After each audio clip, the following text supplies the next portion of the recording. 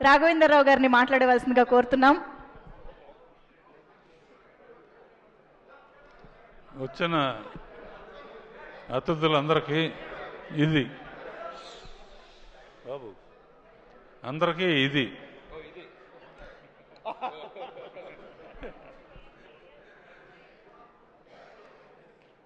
ఇది ఎలా ఉందంటే సంక్రాంతి సినిమా అంటున్నారు.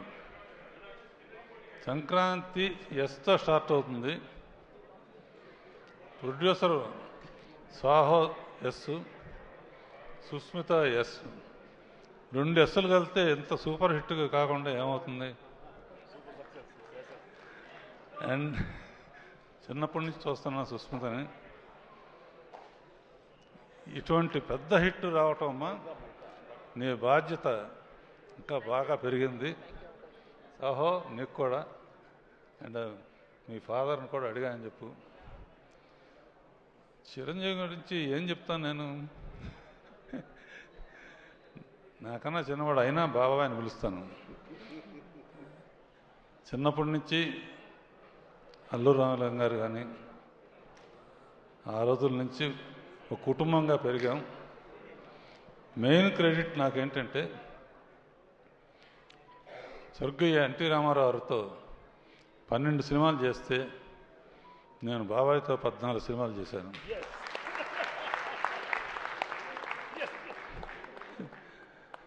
ఇప్పుడు ఏంటంటే జగదేక వీరుడు ఆయనే, అతిలోక సుందరి ఆయనే. అంటే హీరోయిన్ లేకపోయినా ఆయన ఒట్టి ఫోజులతోనే పర్టికులర్గా సీన్లో అమ్మాయి తిడతా ఉంటే అమ్మాయిని తిట్టి గబక్కం చేంజ్ లోపలికి వచ్చి తిట్టకూడదా అంటే అమ్మాయి అయిపోయాడు. ఇక ఫోజుల సంగతి ఇలా పెట్టినా అలా పెట్టినా, ఇలా పెట్టినా ఇలా పెట్టినా, ఎలా పెడతాడో తెలీదు. అన్ని రకాల ఫోజులు నాకు ఇప్పటికే అర్థం కాదు. అండ్ ఒక విత్తనం నాటితే మర్రి చెట్టు అవుతుంది, యాపిల్ చెట్టు అవుతుంది. నేను ఒక విత్తనం నాటాను వీళ్ళిద్దరి మధ్య. బాబాయ్ అనిల్తో ఓ సినిమా చేయాలి నువ్వు అని ఒక చిన్న విత్తనం నాటాను. యాపిల్ చెట్టు వస్తుంది అనుకున్నాను, కానీ వటవృక్షం అయిపోయి మర్రి చెట్టు అయిపోయింది. మరి ఎంతమంది నీళ్లు పోసారో, అమృతం పోసారో ఏం తెలుసు. అండ్ యూ డిజర్వ్ ఇట్ బాబాయ్. ముఖ్యంగా మా వెంకీ, ఇతని ಏನಪ್ಪ ಏನು ಇದು మాదిరి వెంకీ గౌడ్ ఎల్లింద బందిరి అంటే కన్నడంలో మొదలుపెట్టి నువ్వు కూడా ఎండ్లో జాయిన్ అవటం అనేది సినిమా దుమ్ము దులపటానికి కారణమైంది. అండ్ ఎంటర్టైన్మెంట్ మీ ఇద్దరు కలిసి పోటీ పడి చేశారంటే అంటాం అంటాం. నాకు ఇందాక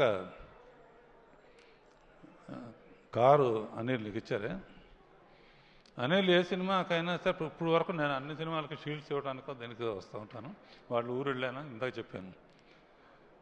నాకేం గుర్తుకొచ్చిందంటే అప్పుడు అడవిరాముడు అయిన తర్వాత నేను ఫస్ట్ కారు కొంటే అన్నగారి దగ్గర తీసుకెళ్ళిన, షూటింగ్లో ఉన్నారు.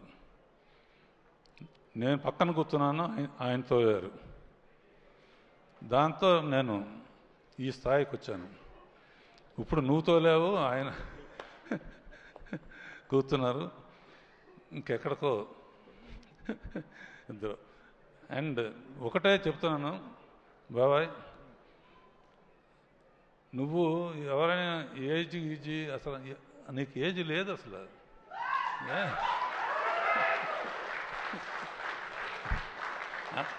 అందరూ నన్ను అడుగుతారు, మా ఇంట్లో వాళ్ళు కానీ బయట అందరు కానీ, ఏంటి చిరంజీవి రహస్యం ఏంటి? ఒకే మాట చెప్తాను, జరిగిన విషయం. సరిగ్గా 30 years బ్యాక్ దగ్గర ఇందిరా సినిమాలో ఒక సాంగ్ వేణు బిట్టుంటుంది.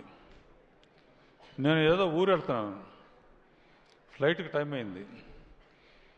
ఎయిటింగ్ రూమ్లో ఆ సాంగ్ చూడమని దత్తు గారును వాళ్ళు కవర్ చేశారు.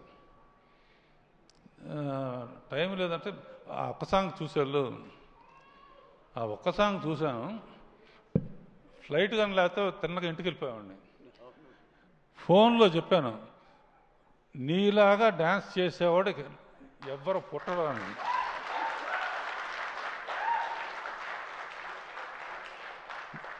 సేమ్ వీణబెట్టు చాలామంది చేశారు, చాలామంది ట్రై చేశారు. కానీ ఆ జిమిక్ ఏంటో, ఎక్స్ప్రెషన్స్ ఏంటో, ఎలా ఇస్తాడో ఏమను. అలా 30 years బ్యాక్ ఎలా చేసావో ఇప్పుడు కూడా ప్రతి మూమెంటు, ప్రతి ఇది.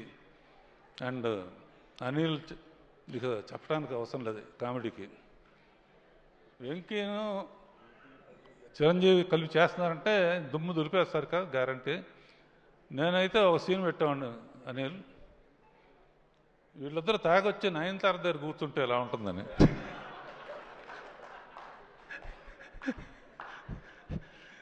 సరే, జరిగింది జరిగిపోయింది.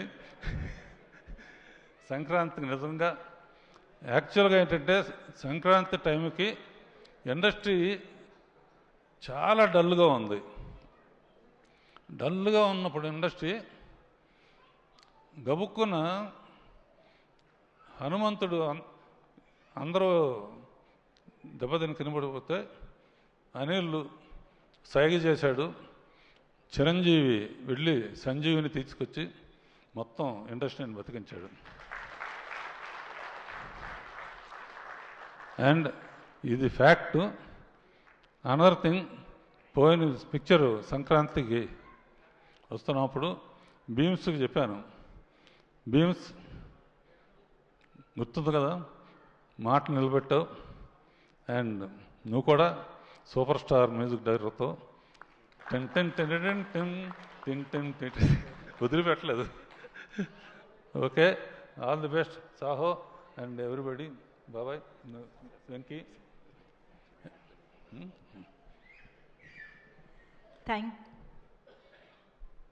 కారు జాగ్రత్త. నేను అనిల్ గారు ఒక్కసారి ప్లీజ్. నేను ఇందాక